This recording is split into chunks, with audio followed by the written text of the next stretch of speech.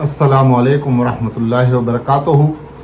दोस्तों, हज 2025 में जाने वाले हाजियों के लिए अभी वक्त बहुत कम है।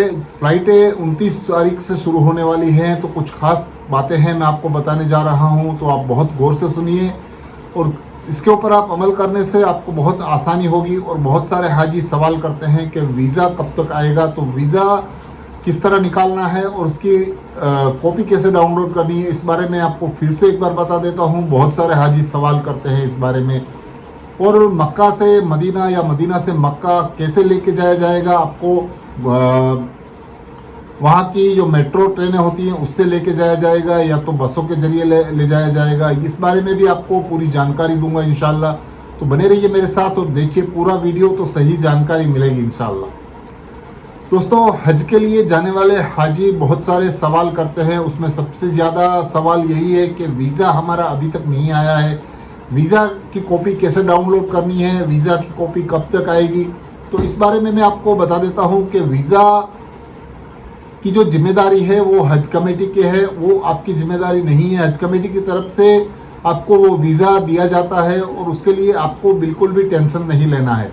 तो वीज़ा की जो भी कॉपी रहती है, वीज़ा डाउनलोड करना होता है, वो बहुत ही आसान तरीका है।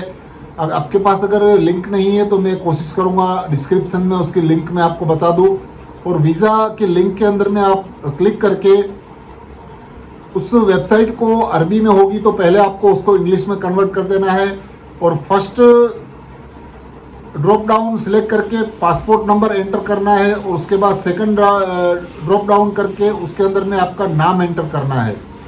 उसके बाद आप कौन सी नेशनैलिटी है उसकी आपको वो सिलेक्ट करना है और उसके बाद आपका जो कैप्चर दिखाएगा वो कैप्चर डालना है। उसके बाद क्लिक इंक्वायरी पे आप जाके क्लिक करेंगे तो आपकी वीज़ा की कॉपी दिखाएगी। इस तरह आप आपका वीज़ा चेक कर सकते हैं, पूरी तरह से आपका वीज़ा डाउनलोड कर लीजिए। और अगर आपको नहीं समझ में आता है तो मेरे 2-3 वीडियो पहले मैंने एक पूरा वीडियो इसके बारे में जानकारी बताई थी, जो एक वीडियो कैप्चर पूरा वीडियो बनाया हुआ है उसके ऊपर कि किस तरह वेबसाइट के ऊपर जाना है, किस तरह डाउनलोड करना है, वो भी आप देख सकते हैं। तो इस बारे में अभी आपको मैं लिंक दे दूंगा डिस्क्रिप्शन में, वहाँ जाके आप चेक कर सकते हैं। और दूसरी चीज़ ये है कि बहुत सारे हाजी सवाल करते हैं कि क्या हज के अंदर में मक्का और मदीना शरीफ में जो यूनिवर्सल प्लग है वो लेके जाना होता है या तो वहाँ पे हमारे फ़ोन चार्ज होंगे या नहीं होंगे। तो दोस्तों, ये यूनिवर्सल एडेप्टर आता है, वो आपको यहाँ से लेके जाना होता है, क्योंकि जो नॉर्मल या हमारी पिन रहती है इंडिया की वो उधर के प्लग में काम नहीं करेगी। तो यूनिवर्सल प्लग आता है, उसको आप लेके जाइए। जो फॉरेन कंट्रियों के प्लग होते हैं उस तरह का स्क्वायर टाइप का पिन रहता है, वो आपको यहाँ से लेके जाना है और लेके वो आपको 100-150 रुपये के आसपास मिलता है इलेक्ट्रिक शॉप में। आपको वहाँ जाके इंटरनेशनल प्लग बोलेंगे तो भी आपको दे देंगे इंशाल्लाह। और वो प्लग को बहुत सारे हाजी सवाल करते हैं कि हम हैंडबैग में रखें या लगेज के अंदर में रखें। तो उस एडेप्टर को आपको लगेज में रखना है, ना कि आपके हैंडबैग में। ये चीज़ का खास ख्याल रखें, आप लगेज के अंदर में उसको डाल दीजिए। और साथ ही साथ एक एक्सटेंशन केबल आप लेके जाना होगा। जो वायर जो केबल होता है लंबा, हम लोग बोर्ड में डालते हैं, उसके बाद थोड़ा हमको आगे एक्सटेंड करना होता है कहीं पे भी कुछ काम करने के लिए, चार्जिंग के लिए, वो भी आप एक साथ में रखिए।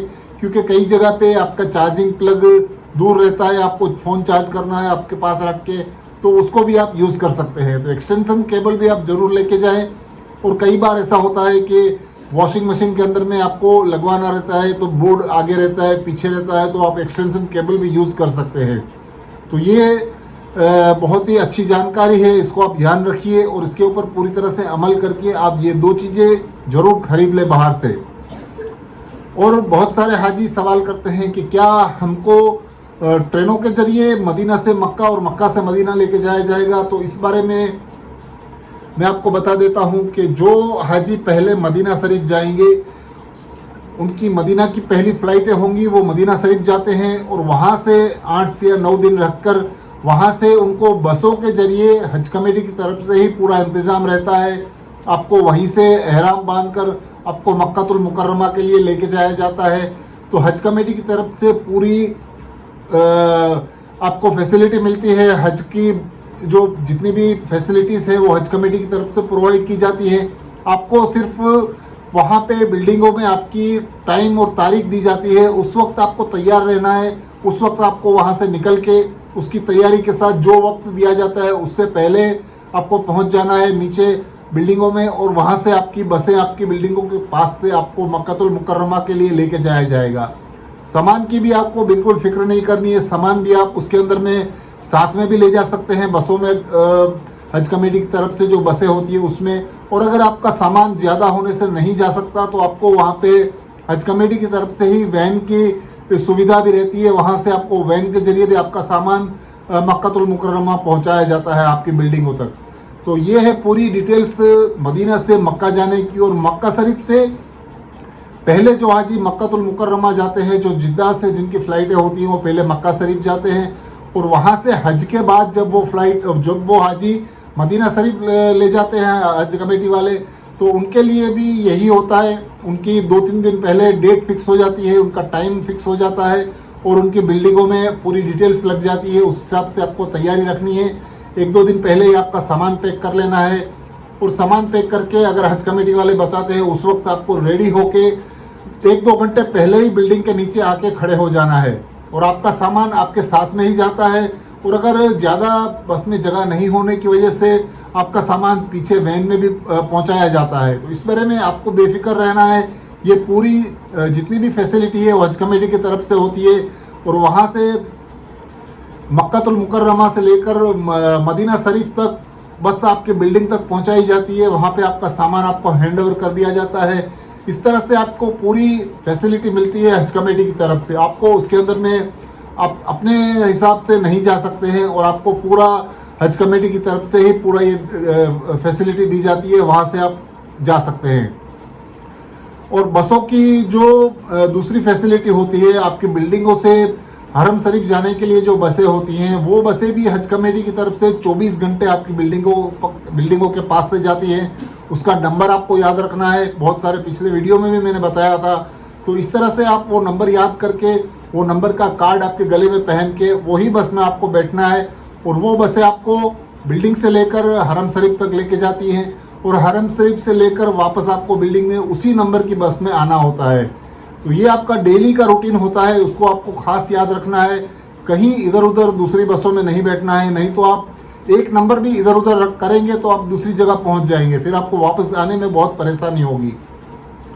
तो ये चीज़ का खास ख्याल रखना है। बहुत सारे पिछले वीडियो में मैंने पूरी डिटेल के साथ उसमें बताया है, और ये चीज़ बहुत ही खास याद रखनी है, क्योंकि बहुत बुजुर्ग हाजी रहते हैं, वो ऐसा भूल जाते हैं, उनके बस के नंबर भूल जाते हैं, या तो कार्ड उनके गले में नहीं रहता है, या तो सिर्फ उनको बस का नंबर याद होता है। बस का नंबर पूरा जो होता है वो याद रखना होता है। जैसे कि एग्जाम्पल मैं दे रहा हूँ कि 13A रहता है, 13B रहता है, 1A रहता है, 1B रहता है। इस तरह से जो आपका 13A है तो 13A याद रखना है, क्योंकि 13 भी बस रहती है, 13A भी रहती है, 13B भी रहती है, जो अलग अलग एरियाओं में जाती है। तो जो आपका नंबर है उसी बसों में आपको बैठना है। तो इस चीज़ का खास ख्याल रखें। और जुमे के दिन आपको बसें जल्दी बंद हो जाती है, और हरम शरीफ का हुदूद में आपको अगर पहुंचना है, काबतुल्लाह शरीफ के पास आपको जुमे की नमाज़ पढ़नी है, तो आप उससे भी पहले फजर के टाइम पहुंच जाए और वहाँ पे बैठेंगे तो ही आपको जगह मिलेगी। और मस्जिद हरम के अंदर में आपको नमाज़ पढ़नी है तो 7 बजे से पहले आपको आपकी बिल्डिंग से निकलना है। 7 बजे बसें बंद हो जाती हैं। तो जुमे की नमाज़ के लिए ये चीज़ खास ध्यान रखनी है। बहुत सारे हाजी तैयार होकर 8 बजे 9 बजे निकलते हैं जुमे की नमाज़ पढ़ने के लिए, हरम शरीफ पहुँचने के लिए, लेकिन उनकी बसें बंद हो जाती हैं। तो इस चीज़ का खास ख्याल रखें। आप हज कमेटी की तरफ से जो आपकी बस की फैसिलिटी रहती है, वो जुम्मे के दिन 7 बजे बसें बंद हो जाती है। उससे पहले पहले आप जुम्मे की नमाज़ के लिए बिल्डिंगों से निकल जाएं और वहाँ पहुँच जाए हरम शरीफ में। और वो बसें आपकी वापसी में इंशाल्लाह चालू हो जाती हैं जुमे की नमाज के बाद। वो सिर्फ 7 बजे से 1 बजे तक, 1:30 बजे तक ही बंद रहती हैं। जुमे की नमाज के बाद वो बसें चालू हो जाती हैं। तो इस चीज़ का खास ख्याल रखें। बहुत सारे हाजियों को पता नहीं होता है कि बसें बंद हो जाती है, तो ये चीज़ का खास ख्याल रखना है। और एक चीज़ मैं आपको बता देता हूँ कि जो बिल्डिंगों में हाजी रहते हैं वहाँ पे कई लोग ग्रुप बना लेते हैं, तो उस ग्रुप में आप शामिल हो जाइए। और वो व्हाट्सएप ग्रुप रहता है उनका, उनके ग्रुप में आप शामिल रहेंगे तो पूरी अपडेट के साथ आपको जानकारियाँ मिलती रहती हैं। तो ये चीज़ का खास ख्याल रखें। व्हाट्सएप ग्रुप बना लीजिए आपके बिल्डिंग का, और उसके साथ में आप कांटेक्ट में रहिए, तो आपको सभी तरह की मालूमातें हासिल होती रहेंगी। दोस्तों वीडियो अच्छा लगा है तो प्लीज़ मेरे चैनल को सब्सक्राइब कीजिए, लाइक कीजिए, शेयर कीजिए। अल्लाह हाफिज़।